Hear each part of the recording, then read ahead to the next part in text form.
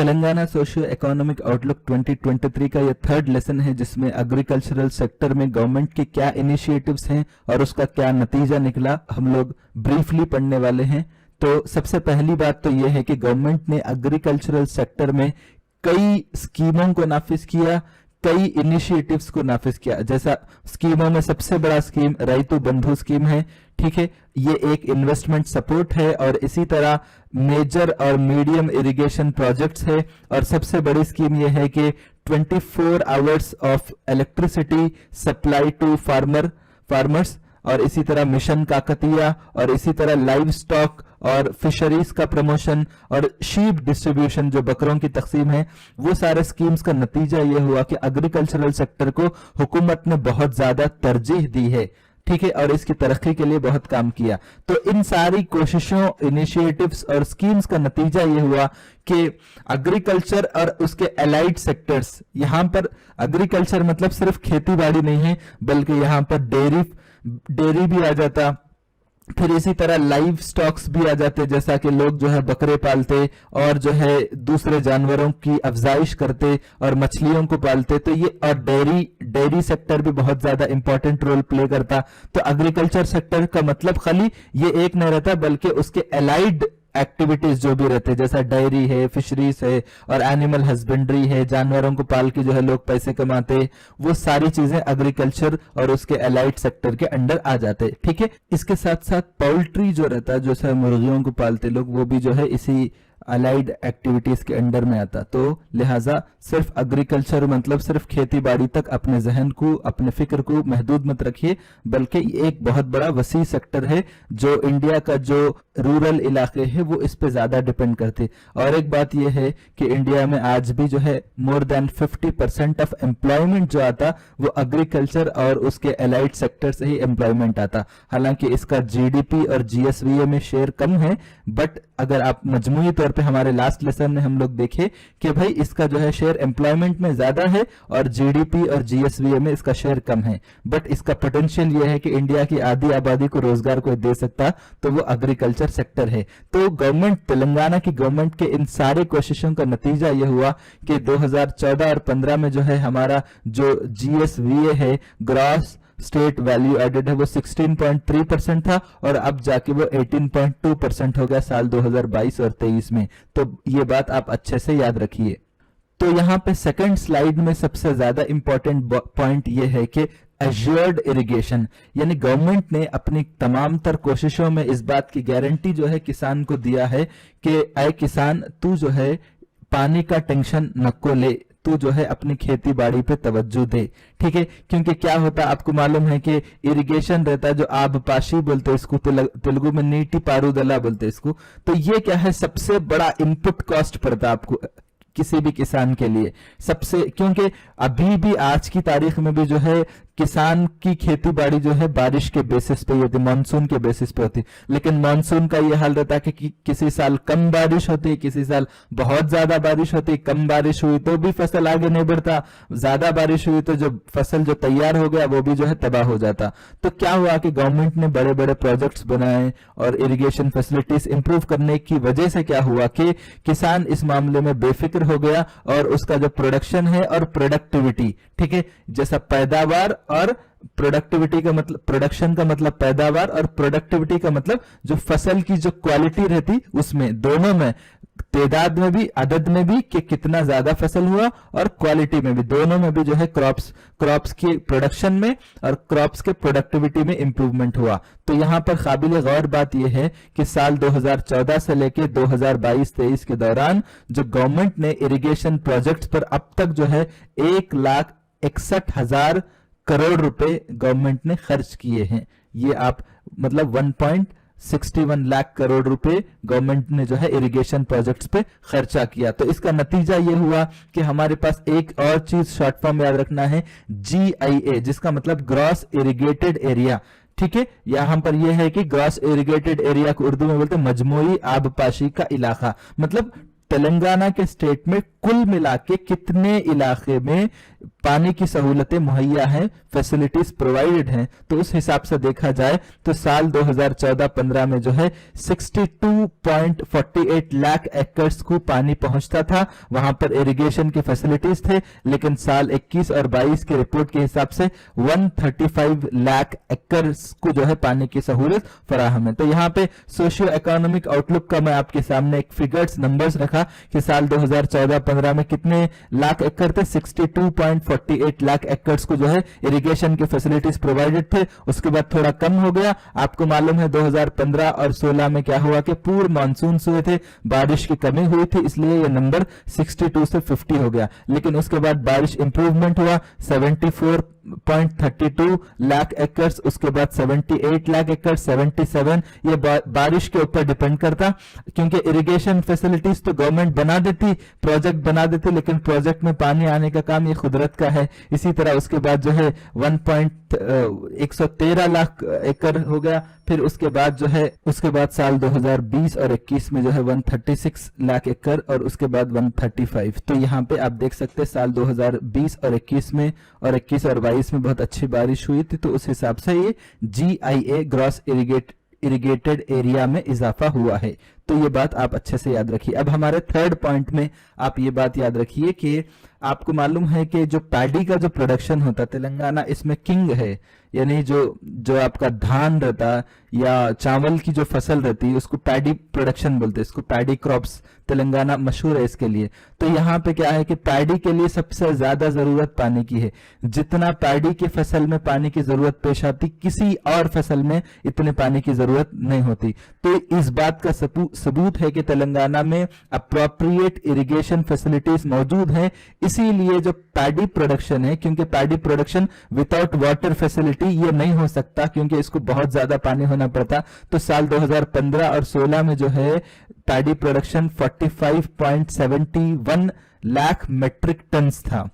ठीक है, 45.71 lakh metric, MT मतलब मेट्रिक टन था। लेकिन अब क्या होगा, साल 21 और 22 में ये जाके 45 लाख से जो है 2.2 लाख मेट्रिक टन का इजाफा हुआ। तो ये 45 से जो 2.2 लाख तक है, ये जो है 342% इजाफा है। ठीक है, 100% नहीं, 200% नहीं, 300% नहीं, ठीक है, ऑलमोस्ट 342%, 342% का इजाफा जो है अपने जो है पैडी प्रोडक्शन में साल 2015 से लेके ये 7-8 सालों में हुआ है। और FCI जो रहता, फूड कॉर्पोरेशन इंडिया, इसको जो है स्टेट्स अपने पैडी प्रोड्यूस्ड पैडी को बेचते लिख जाके।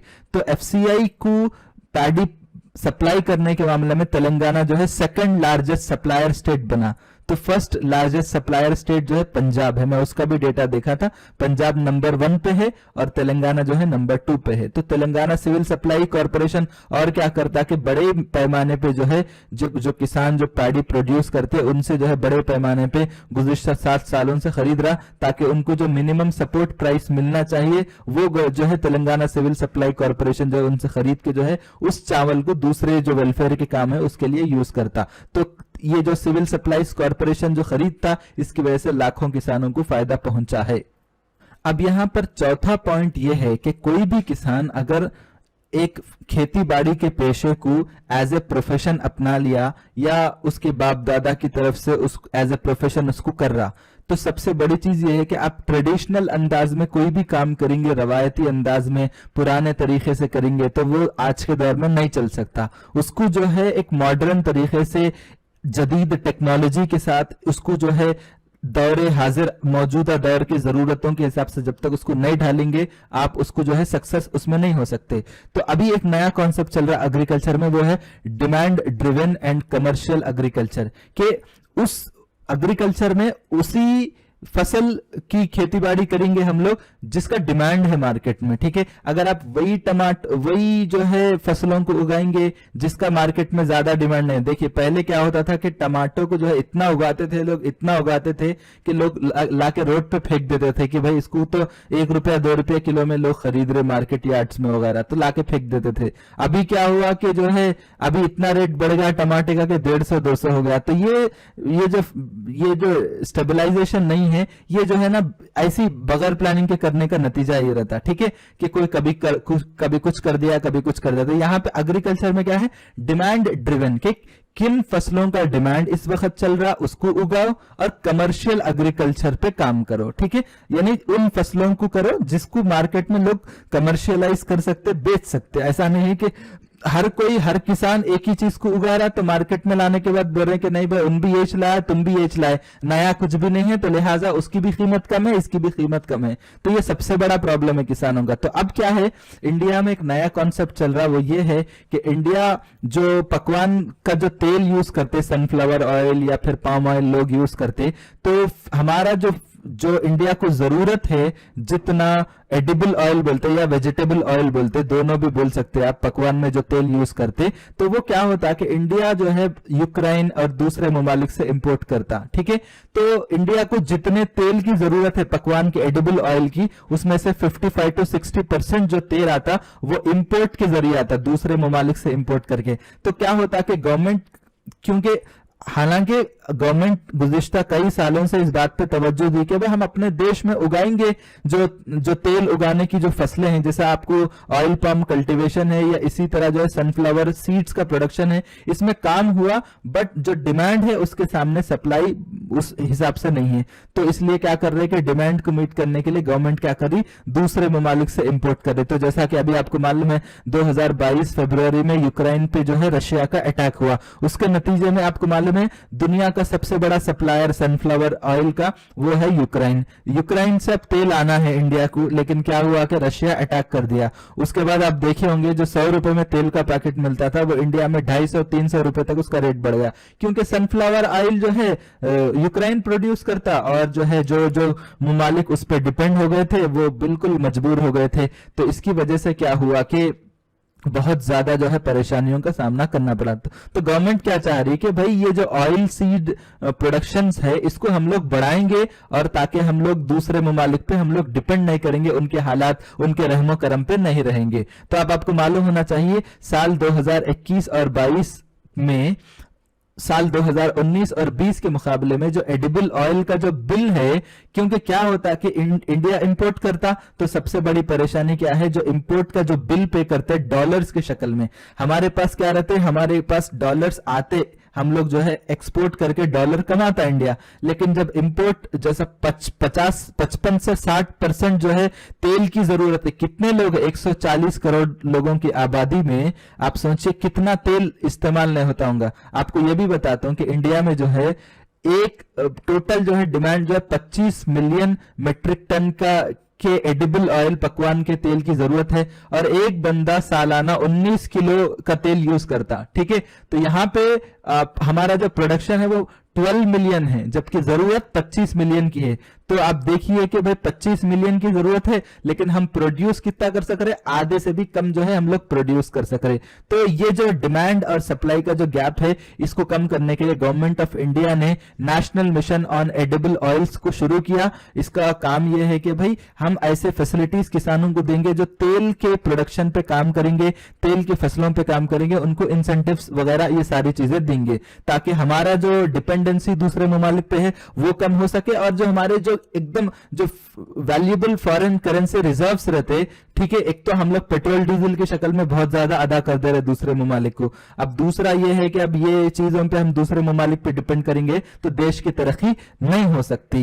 अब क्या है कि सनफ्लावर ऑयल के लिए हम लोग यूक्रेन पे डिपेंड है, और जो दूसरा जो पाम ऑयल रहता उसके लिए जो है इंडोनेशिया और मलेशिया पे हम लोग डिपेंड हो गए।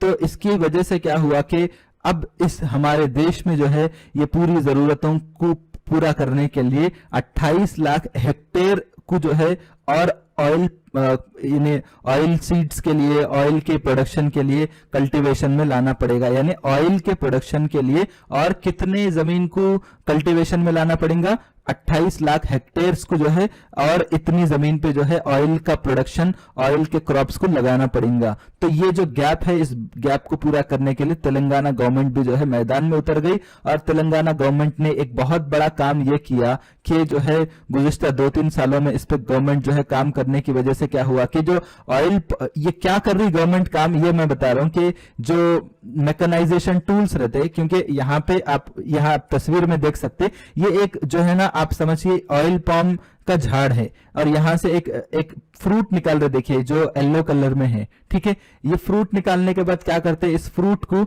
एक स्टेरिलाइजर में डालते, फिर वहां से और एक मशीन में डालते, फिर वहां से और एक मशीन में डालते, फिर उसके बाद जो है यहाँ पे आपको दिख रहा होगा क्लैरिफिकेशन इक्विपमेंट, वहां से उसके बाद पाम ऑयल की शक्ल में तेल निकल रहा। तो कितने प्रोसेस है, 1 2 3 4, ये पूरी मशीनरी लगती है इसके लिए, तेल वगैरह लगता। तो ये सब कौन करता, एक किसान जो 50,000 1 लाख पे डिपेंड करता, उसके लिए पूरा बर्डन हो जाता। गवर्नमेंट बोल रही है हम 50% हम देंगे पैसे, 50% का पैसा हम देंगे, आप लोग काम शुरू करिए। तो ये 50% जो सब्सिडी जो है तेलंगाना गवर्नमेंट दे रही, बोल रही कि भाई आप ऑयल पाम कल्टीवेशन आप करिए, हम आपकी मदद करेंगे, ठीक है। इसका नतीजा ये हुआ कि गुज़िश्ता 2-3 सालों में इस पे बहुत ज्यादा काम हुआ। तो गवर्नमेंट क्या कर रही, एक्टिवली सपोर्ट कर रही। उसका नतीजा ये हुआ कि तेलंगाना में ऑयल पाम कल्टीवेशन में जो है एरिया, जितना एरिया आता पूरे देश में, ये 6th नंबर पे जो है तेलंगाना है ऑयल पाम कल्टीवेशन में। तो कितने एकड़ है भाई,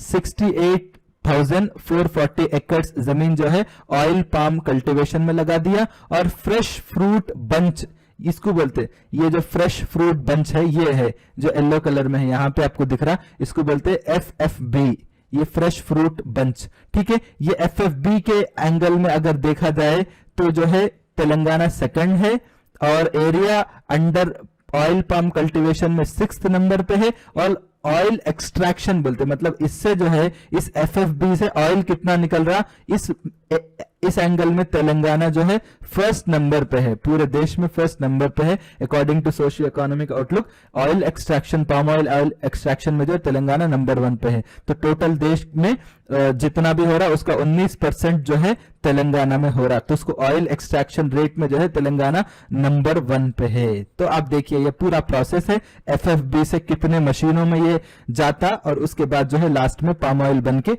निकलता। तो आप लोग देख सकते हैं, ठीक है। तो अब गवर्नमेंट का ये प्लान है कि पूरे तेलंगाना में 20 लाख एकड़ को जो है ऑयल पाम कल्टीवेशन में लाना चाहिए और क्रॉप डाइवर्सिफिकेशन, ठीक है। डाइवर्सिफिकेशन का मतलब ये रहता है डाइवर्सिटी लाना है, क्रॉप्स में जो है एक अलग अलग फसलों को लाना है, सिर्फ एक ही पैडी पे लोग डिपेंड नहीं होना, क्योंकि पैडी में बहुत ज्यादा पानी की जरूरत पड़ती है, लेकिन ऑयल पाम कल्टीवेशन में उतने पानी की जरूरत नहीं पड़ती। और इसके अलावा तेल का बहुत ज्यादा डिमांड है, तो इसलिए किसान को फायदा पहुंचेगा इसकी वजह से। तो पूरे तेलंगाना में 11 कंपनीज इस पे काम कर रही और 13 नर्सरीज जो है कायम किए गए। और इसी तरह जो है 2.67 करोड़ ऑयल पाम जो छोटे छोटे पौधे रहते जो बीज से निकलते, वो सब पे जो है काम हो रहा है। इसके अलावा तेलंगाना जो है एग्रीकल्चर सेक्टर में जो कोशिशें कर रही है, उसका नतीजा ये हुआ कि गुज़िश्ता साल के दिसंबर में तेलंगाना का जो अरहर दाल बोलते हैं, जैसे अपने तेलंगाना में, अपने हैदराबाद में उसको तुवर की दाल बोलते, उसको जो है GI टैग मिला। तांडूर का जो तुवर की दाल जो तांडूर में उगाते, उसको जो है GI टैग मिला, ठीक है। ये बहुत ज्यादा इंपॉर्टेंट है। ये जो GI टैग मिला, इस हिसाब से तेलंगाना के